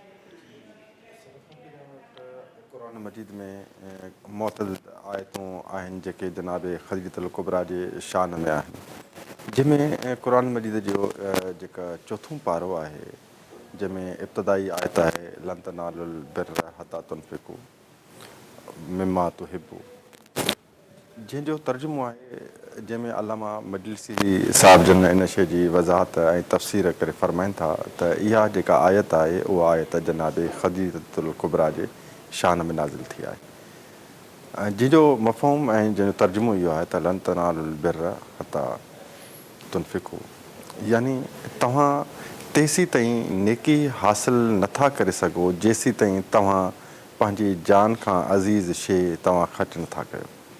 ठीकु, सही, सभ खां पहिरियां पंहिंजी जान खां अज़ीज़ जेका शइ आहे उहा तव्हां ख़र्च कयो, पोइ वञी तव्हां नेकीअ जे तरफ़ पहुचंदव।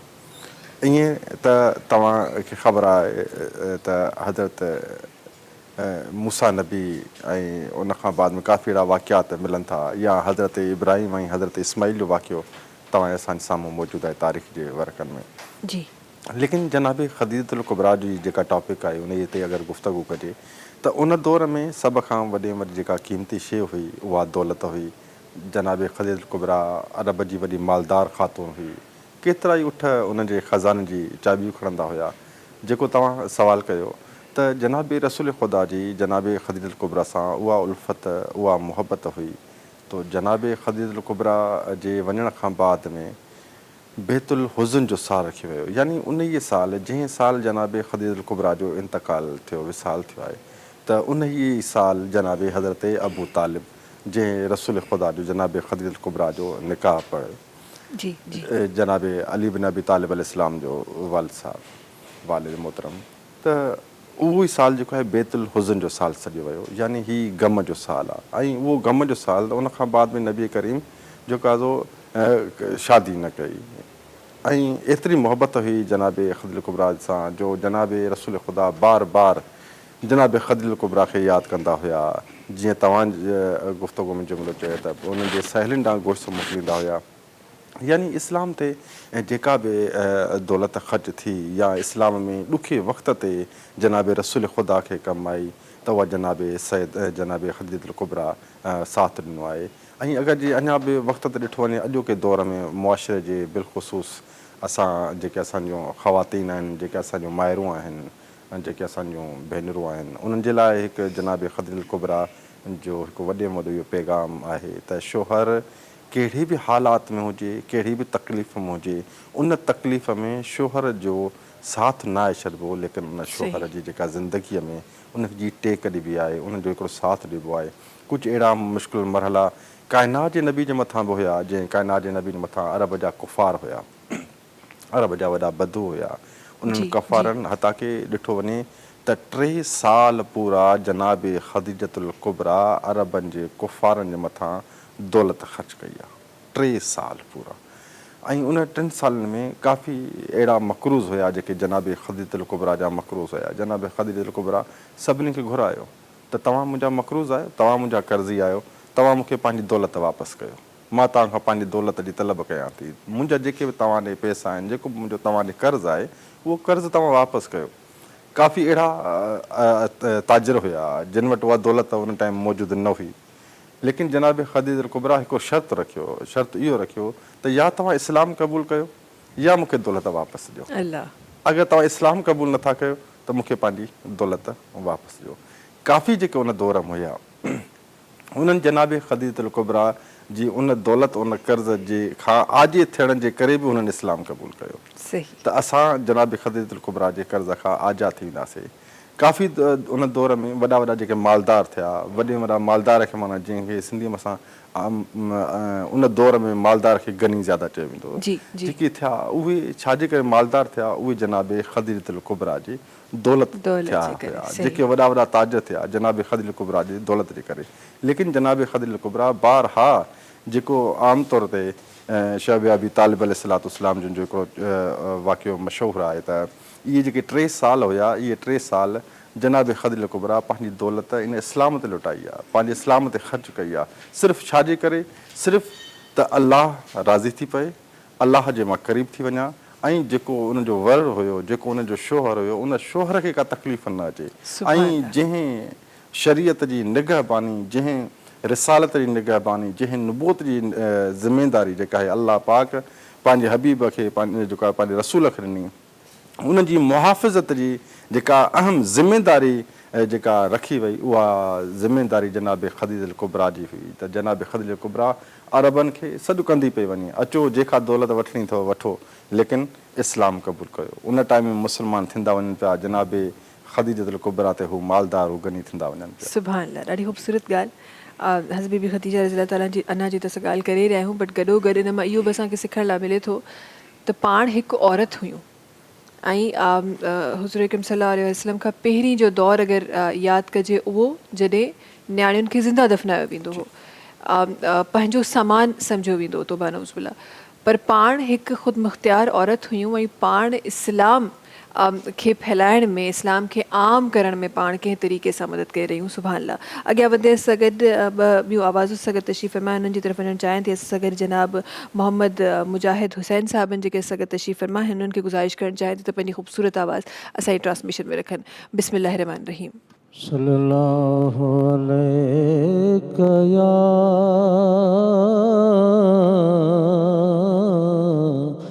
या रसूल अल्लाह वसल्लम अलैका या हबीब अल्लाह।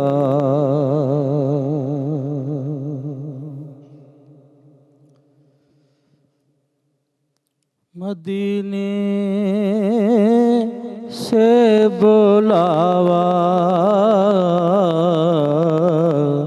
रहा है,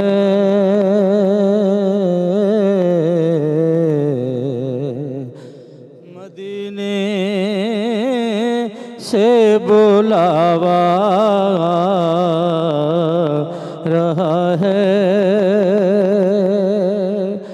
मदीने से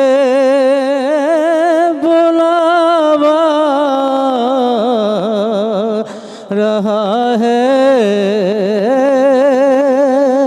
मदीने से बुलावा रहा है, मेरा दिल मुझसे पहले जा रहा है, मेरा दिल मुझसे पहले जा रहा है, मदीने से बुलावा रहा है, शबे फरकते से दिल घबरा रहा है, शबे फरकते से दिल घबरा रहा है, मदीना आपका याद आ रहा है, मदीना आपका याद आ रहा है, मदीने से बुलावा रहा है। ये चक्की सैयदा की चल रही है, सैयदा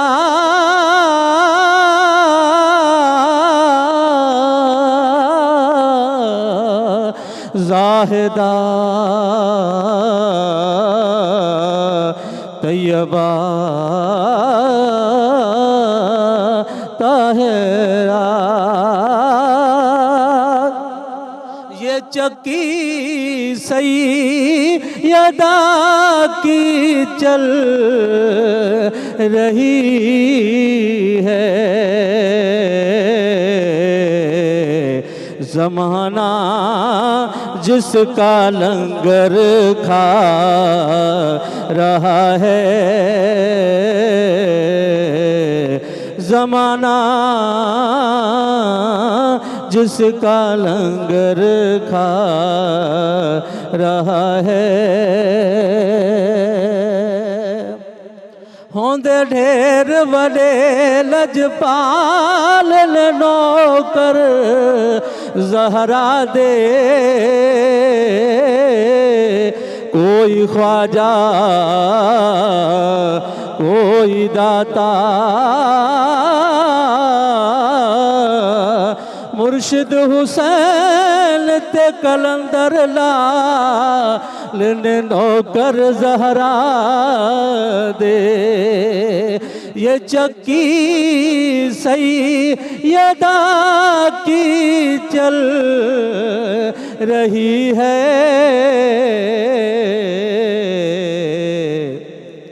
ज़माना जिसका लंगर खा रहा है, ज़माना जिसका लंगर खा रहा है। नवासों का वो सदका बांटते हैं, नवासों का वो सदका बांटते हैं, ज़माना उनका सदका खा रहा है, ज़माना उनका सदका खा रहा है। सुभान अल्लाह, सुभान अल्लाह। ट्रांसमिशन के अॻियां वधायूं था। हिकु ॿियो आवाज़ सगत तशरीफ़ फरमा है जनाब शौकत अली नक्शबंदी साहब आहिनि, जेके तशरीफ़ फरमा आहिनि। जनाब खे गुज़ारिश करणु चाहिनि त पंहिंजी ख़ूबसूरत आवाज़ ट्रांसमिशन में रखनि, वक्त जी पाबंदी जे हिसाब सां। अगर मुनासिब वक्त वठो तो मेहरबानी। बिस्मिल्लाहिर्रहमानिर्रहीम। मुनासिबत 10वीं रोज़े की मुनासिबत के हवाले से कलाम है, बहुत प्यारा कलाम, अम्मा खदीजतुल कुबरा रज़ी अल्लाह तआला अन्हा के।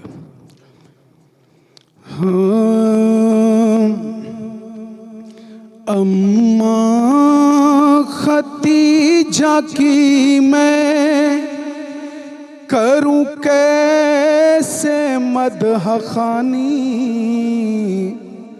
अम्मा खदीजा की मैं करूं कैसे मदह खानी, ज़ौजा है मुस्तफ़ा की हसनैन की है नानी, अम्मा खतीजा की मैं करूं कैसे मदह खानी, ज़ौजा है मुस्तफ़ा की हसनैन की है नानी। मेरे नबी के घर का सिंगार बन गई है, गमखार के लिए भी गमखार बन गई है। दुख बांटती है उसका जो दीन का है बानी, दुख बांटती है उसका जो दीन का है बानी। ज़ौजा है मुस्तफ़ा की हसनैन की है नानी।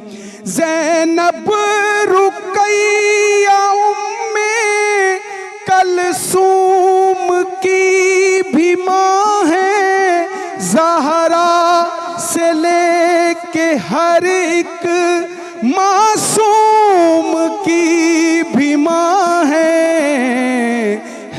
जग में जो भी सैयद, है जग में जो भी सैयद, उस माँ की है निशानी। है जग में जो भी सैयद, उस माँ की है निशानी। ज़ौजा है मुस्तफ़ा की हसनैन की है नानी।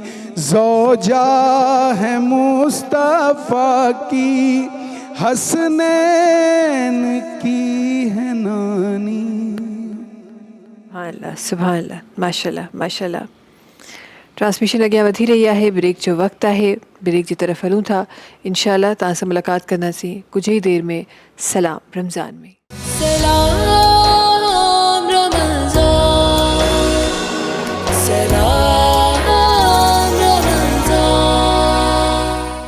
सलाम रमज़ान सां गॾु हिकु दफ़ो ॿीहर तव्हां सभिनी साम्हूं हाज़िर आहियूं। ख़ूबसूरत ज़िक्र अल्हम्दुलिल्लाह अॼु मुंहिंजी ट्रांसमिशन में थी रहियो आहे ऐं आख़िरी लम्हात पहिरें अशरे जा उहे बि आहिस्ता आहिस्ता आहिस्ता ख़तमु थी रहिया आहिनि। ऐं कुझु ई देरि में इंशाअल्लाह वक़्तु इफ़्तार हूंदो, कुझु ई देरि में असां हिकु ॿिए अशरे में इंशाअल्लाह शामिलु थी वेंदासीं। रब ताला अगरि ज़िंदगी ॾिनी त उहो अशरो बि इंशाअल्लाह तव्हां सां गॾु ईअं ई मुकमल थींदो, ईअं ई इबादतुनि में, ईअं ई ज़िक्र ख़ुदा में, ज़िक्र मुस्तफ़ा में इंशाअल्लाह थींदो, ज़िक्र ख़ैर में इंशाअल्लाह उहो अशरो बि ईअं ई गुज़रंदो। अॻियां वधंदे सां गॾु टे ॾाढी ख़ूबसूरत आवाज़ सां गॾु जेके हिन ट्रांसमिशन में जिन असांखे जॉइन कयो आहे, असां सां गॾु मोहतरमा फ़रा ख़ान साहिबा आहिनि जिन असांखे जॉइन कयो आहे, गॾोगॾु अस्मा अदनान साहिबा आहिनि जिन असांखे जॉइन कयो आहे, इन सां गॾोगॾु अस्मा मोहम्मद नबी साहिबा आहिनि जिन असांखे जॉइन कयो आहे। टई ॾाढी ख़ूबसूरत आवाज़ जो मालिक आहिनि ऐं हिन हिसे में ट्रांसमिशन में चाहियां थी त उन्हनि जो आवाज़ शामिलु थिए। फ़रा ख़ान साहिबा तशरीफ़ फरमा आहिनि, उन्हनि खे गुज़ारिश करणु चाहियां थी त ट्रांसमिशन जे हिन हिसे में पंहिंजी ख़ूबसूरत आवाज़ रखनि। बिस्मिल्लाहिर्रहमानिर्रहीम। काबे की रौनक, काबे का मंजर, काबे की रौनक, काबे का मंजर, अल्लाहु अकबर, अल्लाहु अकबर, अल्लाहु अकबर, अल्लाहु अकबर। देखूं तो देखे जाऊं बराबर, देखे तो देखे जाऊं बराबर। अल्लाहु अकबर, अल्लाहु अकबर, अल्लाहु अकबर, अल्लाहु अकबर। हमदे खुदा से दर है ज़बाने, कानों में रस घोलती है अज़ाने। हमदे खुदा से दर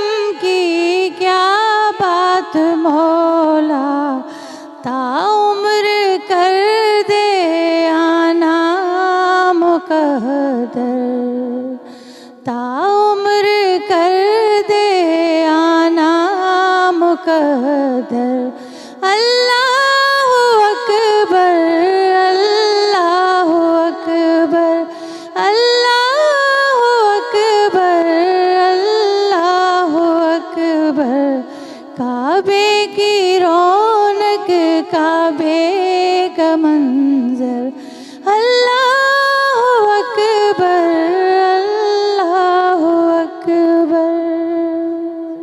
अल्लाहु अकबर, सुभान अल्लाह, सुभान अल्लाह, सुभान अल्लाह। बहुत खूब माशाल्लाह।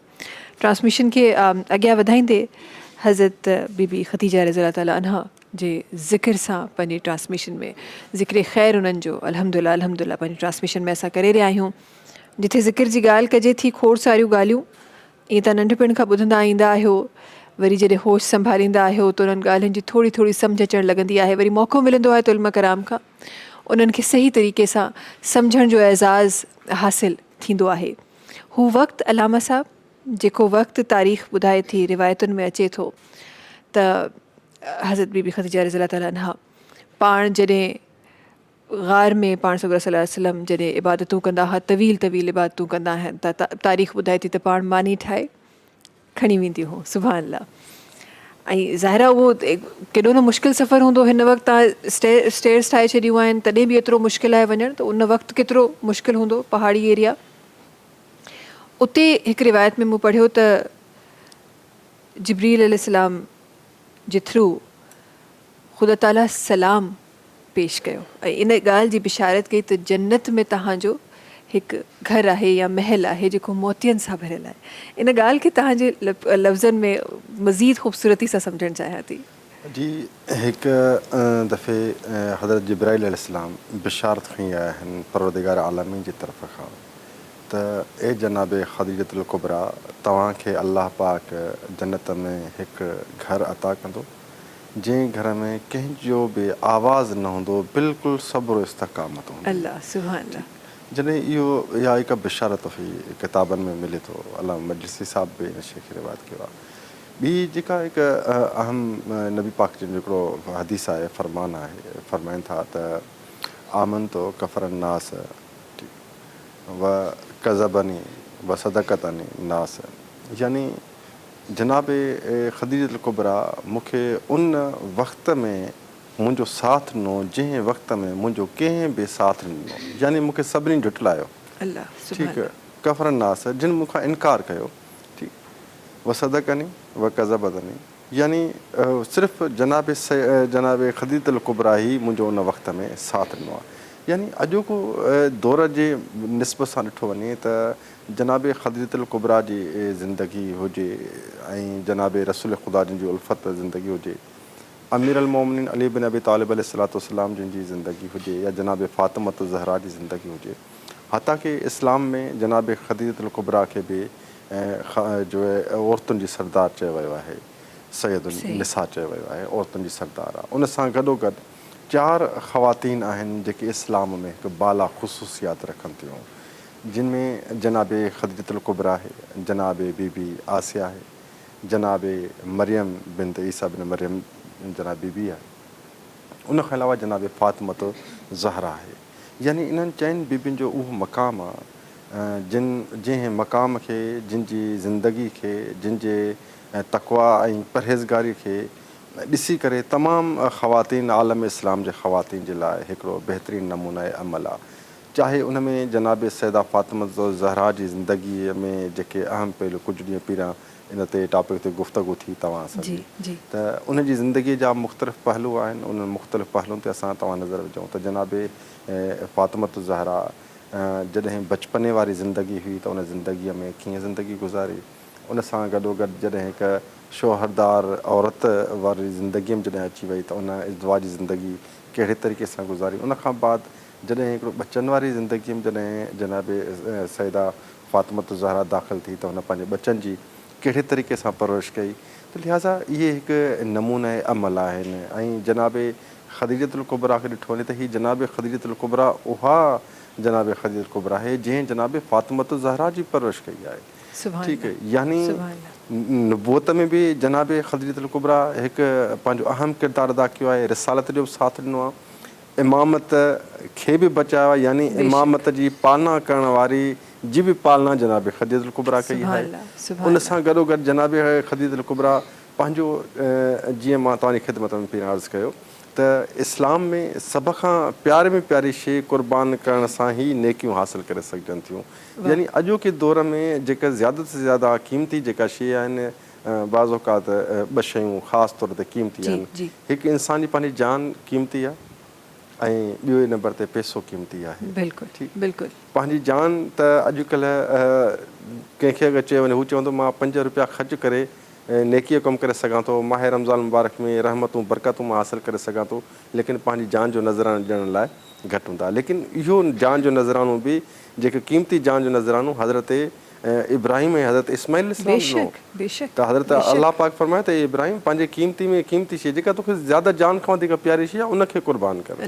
उन खां बाद में हज़रत इब्राहिम अलैहिस्सलाम चयो, या हल मूंखे पंहिंजे बचे खां वधीक का बि शइ क़ीमती कोन्हे, फरमायो इहा बचो पंहिंजो क़ुर्बान कर। हज़रत ख़दीजतुल कुबरा जे दौर में बि सभ खां वॾे में वॾी जेका क़ीमती शइ हुई उहा दौलत हुई।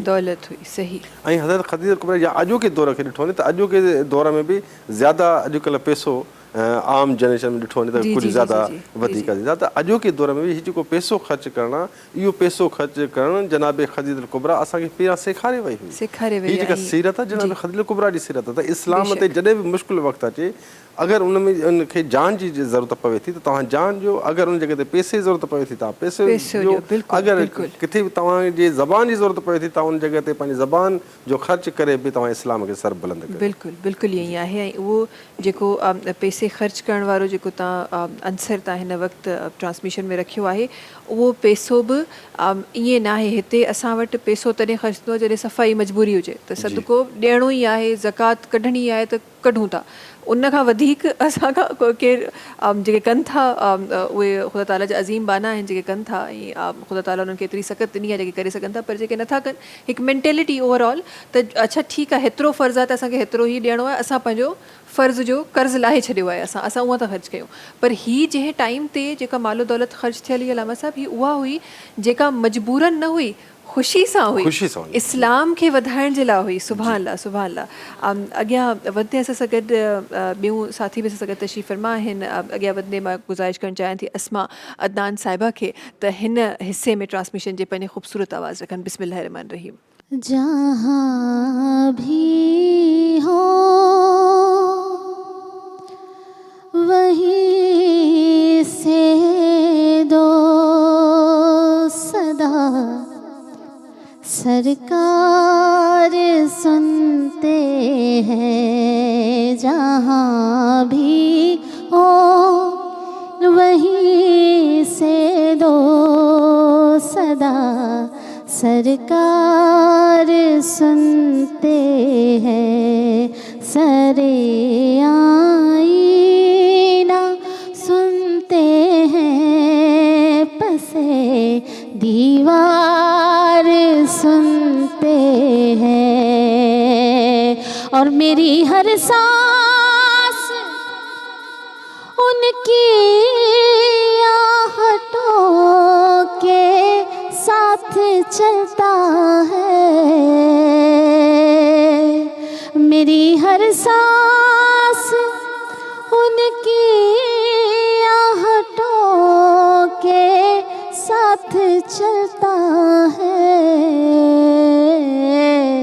मेरे दिल के धड़कने की, मेरे दिल के धड़कने की भी वो रफ्तार सुनते हैं। सरे आईना सुनते हैं, पसे दीवार सुनते हैं।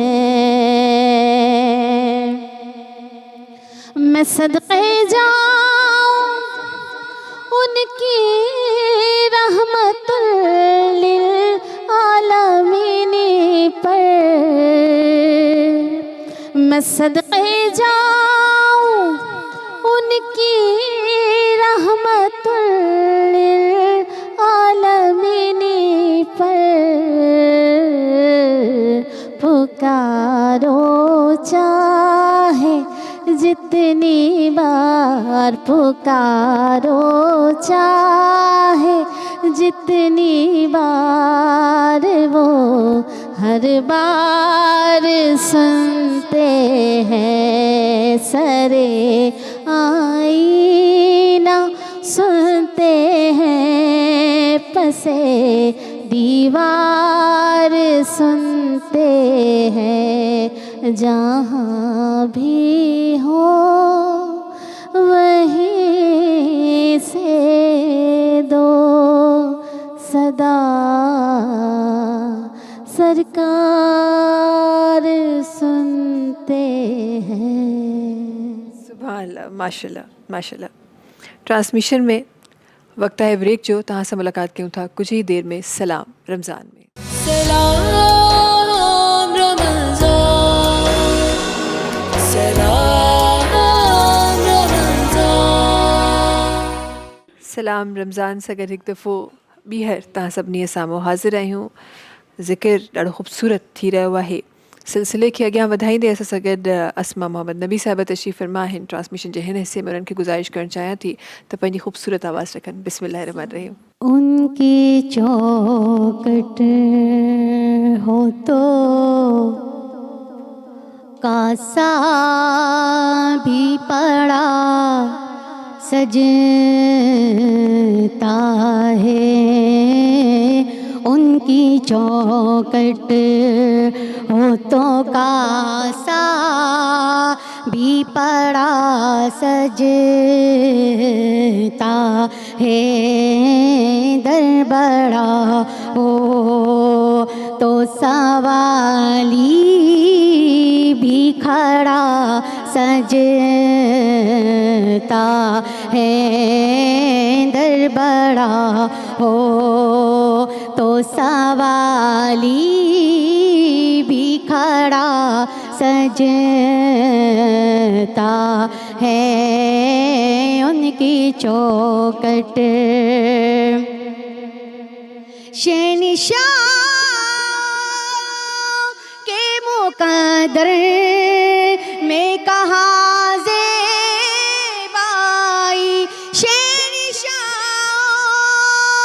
के मुक़द्दर में कहा ज़ेबाई, जिस कदर उससे की ग़ुलामी का कड़ा सजता है, जिस कदर उससे की ग़ुलामी का कड़ा सजता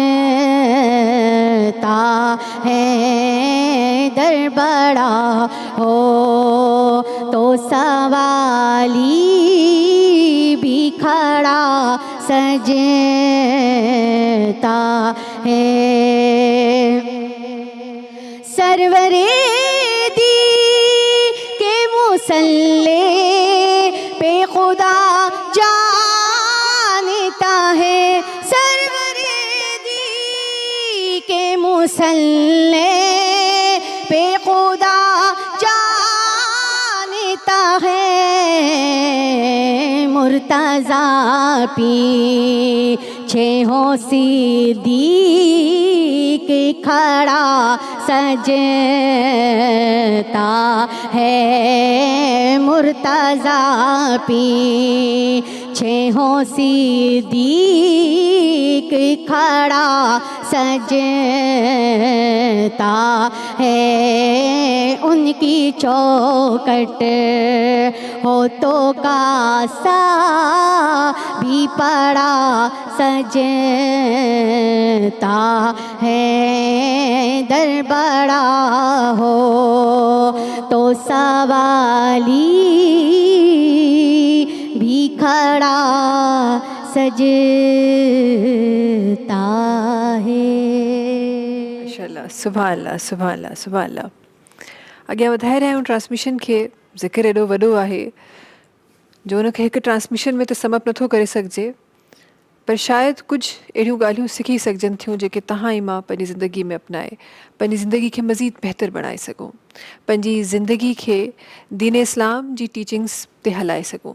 अलामा साहिब तव्हां जी तरफ़ ईंदसि ऐं हज़रत बीबी ख़दीजा रज़ी अल्लाह ताला अन्हा सॼो घरानो ई जॾहिं रसूल अकरम सल्लल्लाहु अलैहि वसल्लम जी ॻाल्हि कजे थी त सॼो घरानो ई उन्हनि जो हर उन्हनि जो ज़िंदगी जो मुबारका जो हिसो तौर तरीक़ा, माण्हुनि सां रवैयो, सखावत, नेक दिली, तमामु शयूं कुझु न कुझु असांखे ज़रूरु सिखाए, घणो कुझु सिखाए रहियूं आहिनि।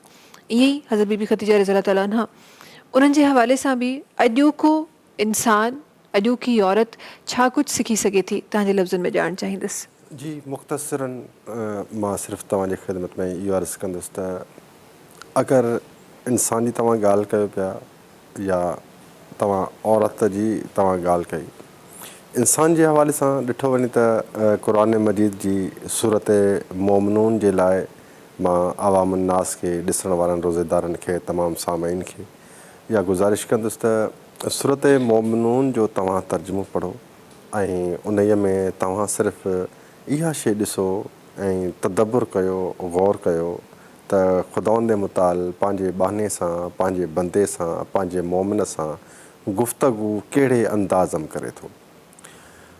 आया उन जा 2-4 जुमिला तव्हांजी ख़िदमत अर्ज़ु कयां त परवरदिगार आलमीन जा इहे जुमिला आहिनि त ए बंदा, छा तूं एतिरो मुतकबिर थी चुको आहे? छा तूं सही नमूने सां मुंहिंजी इबादत बि नथो करे सघें? छा ए बंदा तूं पंहिंजी हक़ीक़ी असल पैदाइश ते नज़र नथो विझें? ए बंदा मुतकबिर मूं ख़ुदा जी ज़ात खे थियणु घुरिजे या तो बंदे खे मुतकबिर थियणु घुरिजे? यानी ख़ुदा मुताल सूरत मोमिनून में ईअं त पूरो क़ुरान मजीद कलाम इलाही आहे, अलाह पाक जो कलाम आहे। अलाह पाक बारहा चए थो या अय्युहल लज़ीना आमनू, मोमिन सां कलाम करे थो। ख़ुदा मुताल या अय्युहल मुनाफ़िक़ून, मुनाफ़िक़नि सां कलाम करे थो। उन सां गॾोगॾु वरी जेको तव्हां ॻाल्हि कई त औरत जे हवाले सां ॾिसो त औरत जे हवाले सां वॾी में वॾी सीरत तव्हां असां वटि जेका मौजूदु आहे, जीअं मां तव्हांजी ख़िदमत में अर्ज़ु कयो त इस्लाम जूं जेके 4 ख़ातून आहिनि, जनाबे बीबी मरियम आहे, जनाबे बीबी आसिया आहे, जनाबे ख़दीजतुल कुबरा आहे या जनाबे फ़ातिमतुज़ ज़हरा आहे, उन्हनि जी असां तव्हां ज़िंदगी ॾिसूं था त असां तव्हांजे जेके मतिलबु मुआशरे में ख़वातीन आहिनि, उन ख़वातीन जे लाइ हिकिड़ो बहितरीनु पैगाम आहे त आया असां तव्हांजो हिन घर में रहणु, ॾिसो मां हिकु नंढड़ी ॻाल्हि हिकिड़ी एड कयां, शायदि कुझु अजीब ॻाल्हि लॻे त शोहर, घरवारी जे मथां शोहर जो एतिरो हक़ु आहे जो आहे औरत, शरीयत इस्लाम चए थो त पंहिंजे घर खां ॿाहिरि क़दम नथी रखी सघे जेसीं ताईं शोहर जी इजाज़त न हुजे। ठीकु, माना मेन सख़्तु पाबंदी आहे।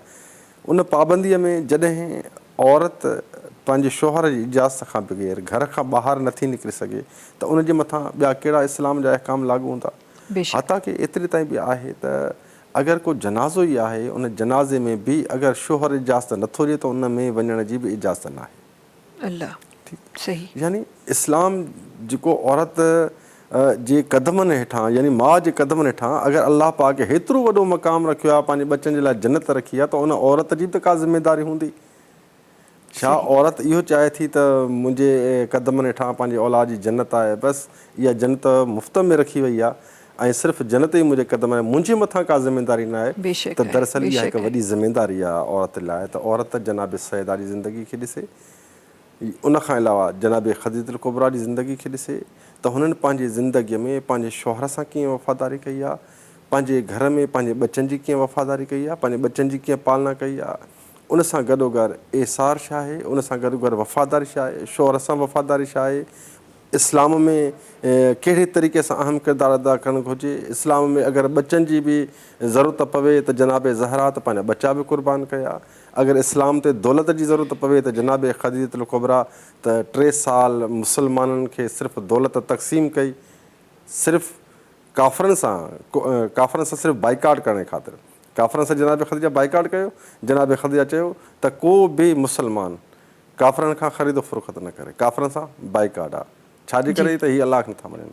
उन खां बाद में काफ़ी जेके मुसलमान उन दौर में उन्हनि काफ़रनि जा, असां आसान अल्फाज़ में चऊं ॻेझू चऊं या मकरूज़ खे चऊं त हुया, त उन्हनि खे बि जनाब ख़दीजतुल कुबरा चयो त इहे 3 साल मुसलमाननि खे जेका बि शइ आहे दौलत आहे उहा ख़र्चु करण लाइ मां तयारु आहियां, इस्लाम ते दौलत ख़र्चु करण लाइ मां तयारु आहियां, लेकिन काफ़रनि जी तरफ़ तव्हांखे सबक़त नाहे रखणी। लेकिन ॾिसो त जनाब ख़दीजतुल कुबरा तमामु तर ज़िंदगी जा पहलू, इहा दौलत आहे, इहा परवरिश आहे। जनाब ख़दीजतुल कुबरा तव्हां असांखे सम्झायो आहे, बिलख़ुसूस हिन मुआशिरे जे ख़वातीन खे हिकिड़ो अहम पैगाम ॾिनो आहे त जेतिरो थी सघे तव्हां असां ॾिसो त ख़ातून मां हिकिड़ो मुआशिरो, हिकिड़ो तबिको ठहंदो आहे, हिकु औलाद पैदा थींदी आहे, हिकिड़ो पूरो हिकिड़ो निज़ाम, हिकिड़ो पूरो सिस्टम हूंदो आहे। सभ खां पहिरियां अहम जेको किरदारु आहे उहो औरत जो आहे। त औरत पंहिंजे बचनि जो बि जेको आहे ख़्यालु करे, पंहिंजे बचनि जी बहितर तरीक़े सां परवरिश करे, छो जे बचनि जी इन जे करे न त उहा उनजी माउ आहे, इन जे करे बि करे त उन्हनि जी जनत उनजे क़दमनि हेठां आहे। बेशक बेशक, ॾाढी ख़ूबसूरत ॻाल्हि। ऐं तव्हां जेका तव्हां रुख़ औरत जी तरफ़ हिन ॻाल्हि जो तव्हां घुमायो आहे, इहो वाक़ई सही ॻाल्हि आहे। असां हमेशह इहो ई चवंदा आहियूं त औरत, हिकु औरत अगरि आहे उहो सॼो ख़ानदान ठाहे थी। मर्द जी बेशक त हैसियत आहे, बट जॾहिं औरत आहे, नेक औरत तव्हांजे घर खे ॾाढो ख़ूबसूरत बि ठाहे सघे थी। ऐं अगरि का माज़रत सां, पर अगरि औरत उहा उन घर जे हिसाब सां सुठी न आहे त उहा तव्हांजे घर जो सुकून ख़राब बि करे सघे थी। औरत जनत घर खे बणाए सघे थी, दोज़ख बि घर खे बणाए दोज़ख सघे बि थी। घर, बिल्कुलु इहो सही मिसाल तव्हांजे सही लफ़्ज़नि में कुझु इन तरीक़े सां आहे। सो इहो ज़रूरी आहे त असांजी जेके बि न्याणियूं आहिनि उन्हनि जी, अच्छा उन्हनि जी परवरिश बि छो त हिकु औरत ई करे रही आहे। सो मुंहिंजे माउरनि जी इहा ज़िमेदारी आहे, जीअं अलामा साहिबु फ़रमाए रहिया त माउ जे पेरनि जे हेठां जन्नत त बेशक आहे, पर छो आहे इन ते ज़रूरु फ़िक्रु कयो।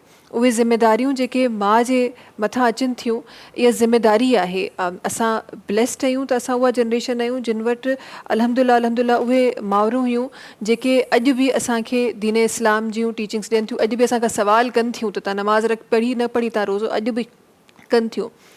हाणे माज़रत सां मुआशिरे में मां कुझु ईअं ॾिसी रही आहियां त माउरूं न तबियत ठीकु न आहे, को मसइलो, सुभाणे एग्ज़ाम आहे, को मसइलो न आहे, तव्हां रोज़ो न रखो। सो हीअ जेको अमली तौर ते थी रहियो आहे न, इहा चवंदा आहिनि त तव्हां जॾहिं कंहिंसां मुहबत न की हिकु सिकी लधो तव्हांखे को मिलंदो आहे त तव्हां उनखे प्यारु ॾेई ॾेई ख़तमु करे छॾंदा आहियो। हीअ मुहबत बिल्कुलु ईअं ई आहे। दीन इस्लाम खां तव्हां डायरेक्टली या इनडायरेक्टली उन्हनि खे परे कयो, उन्हनि खे इहो ईमान ॾियारियो त रोज़ो रखंदो त अञा वधीक सुठो इम्तिहान थींदो, रोज़ो रखंदो ई पोइ तव्हां कमु ते वेंदो त अञा वधीक सुठो कमु थींदो। इहे जॾहिं तव्हां ऐं इहा पावर त हाणे साइंस बि हिन ॻाल्हि ते चवे थी त हीअ जेको बि तव्हां बुख बर्दाश्त कयो था, तव्हां उञ बर्दाश्त कयो था, तव्हां निंड बर्दाश्त कयो था, इहो सभु हिते आहे। वंस तव्हांजो ईमान तव्हांजो पको थी थो वञे त न ही मां करे सघां थो, का ताक़त नथी तव्हांखे रोके सघे। इख़्तिताम जी तरफ़ आहियूं असां, ऐं वक़्तु इलाही घटि बचियो आहे, ऐं तव्हां सां अलविदा बि करणी आहे। वॾी महिरबानी अलाम साहिबु तव्हांजे सां गॾु हुजण जे लाइ, ख़ूबसूरत ॻाल्हियूं ट्रांसमिशन में रखण जे लाइ। गॾोगॾु ॿुधाईंदा हलूं तव्हांखे त करशी जामे श्री जेको लाइफ लाइट रिफ्रेशिंग आहे, ख़ालिस आहे, 100% प्योर अर्कियात सां ठहियलु आहे। हिननि जो इलायची ऐं गुलाब फ्लेवर सहरो इफ़्तार में इस्तेमालु कयो ताकी तव्हांजे सहरो इफ़्तार जूं ख़ुशियूं बि बिल्कुलु उअं ई ख़ालिस थी वञनि जीअं करशी जामे श्री आहे। तमामु असांजा जेके नाथख़्वा आहिनि उन्हनि तमामु जी वॾी महिरबानी, तव्हांखां पहिरीं जेके जेके आहे उन्हनि जी वॾी महिरबानी, ऐं उन सां गॾोगॾु तव्हांजी वॾी महिरबानी हर रोज़ सां गॾु रहण जे लाइ, हिन ट्रांसमिशन में असांजो साथ ॾियण जे लाइ। इनशाला जॾहिं सुभाणे मिलबो तव्हां सां त हिकु नए अशरे में शुमार हूंदासीं। इनशाला उन हवाले सां बि पंहिंजी ट्रांसमिशन्स में ज़रूरु ज़िक्र कंदासीं। हींअर बि कुझु लम्हात आहिनि, ऐं हीअ जेको वक़्तु आहे नाज़ुक आहे, क़बूलियत जी घड़ी, हिनखे बार बार हिन वक़्त खे चयो वियो आहे त हिन वक़्त खे अवेल कयो, हिन वक़्त खे जेके रमज़ान नुल मुबारक जे महीने जूं घड़ियूं आहिनि इनखे ज़ाया न कयो, हिनखे अवेल कयो ऐं सही नेक अमल में हिन वक़्त खे यूटिलाइज़ कयो। इनशाला कुझु ई देरि में मुलाक़ात तव्हां सां थींदी करशी जामे श्री जे दस्तरख़ान ते। इजाज़त ॾींदा तव्हांखे, इन खां पोइ इनशाला सुभाणे बि तव्हां सां मुलाक़ात थींदी। आख़िर में वेंदे वेंदे फ़रा ख़ान साहिबा सां गॾु आहिनि, उन्हनि खे गुज़ारिश करणु चाहिनि त पंहिंजी ख़ूबसूरत आवाज़ आख़िर में इनशाला शामिलु कनि। मुलाक़ात कंदासीं तव्हां सां वरी इनशाला। सलाम रमज़ान में। बिस्मिल्लाहिर रहमान रहीम। शाहे मदीना, शाहे मदीना, यसरब के वाली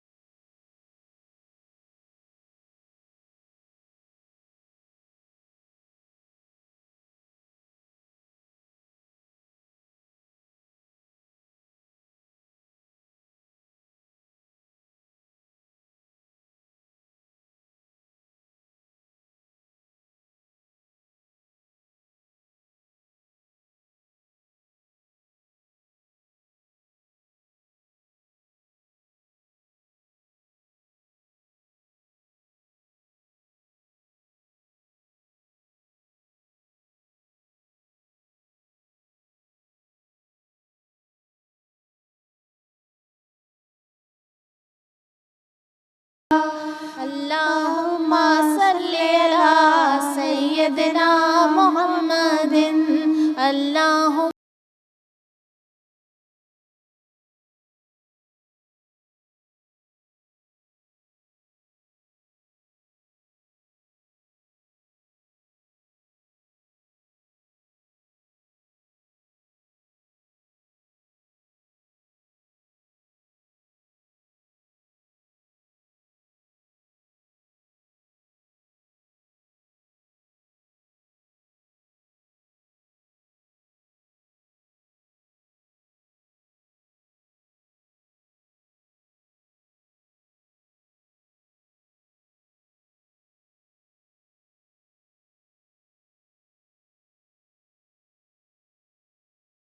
मदीना शाहे मदीना शाहे मदीना।